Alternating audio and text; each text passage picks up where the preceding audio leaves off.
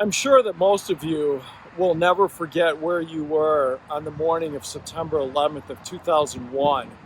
I was driving into work at St. David's up in Minnetonka when news started to spread about what was happening in New York City at the Twin Towers. And what started out as kind of almost a laughing matter by some newscasters when it was first being reported, of course, ended that evening when the whole world was absolutely in shock and grief over what had happened in that day. I'm standing here in Palm Beach Gardens on North Lake in front of the 9/11 memorial. That is some of the infrastructure of the buildings behind me. And 19 years later, this day still is a difficult day.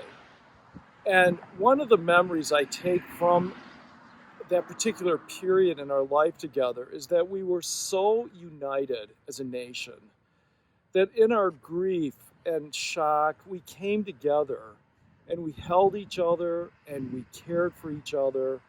We supported one another and we were unified around being citizens, not only just of the United States, but of this whole world, which also held the United States in its arms. Lots changed since then. And today I feel like the division within our country is in stark contrast to the oneness of 9/11.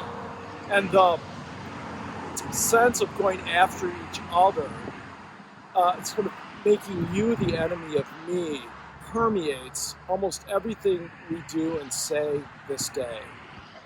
And as we gather to say our prayers, as we gather to remember those who died, those who sacrificed their lives to go rushing in to save those folks in those buildings, both there and in Pennsylvania and in DC, I pray that that image would call you and me back together again.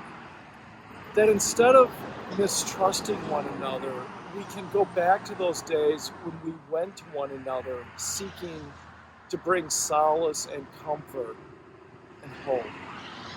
May God inspire us this day in the midst of our memories and sorrows to reach out again across the many divisions that separate us so that we can be one people, one nation under God with liberty and justice for all.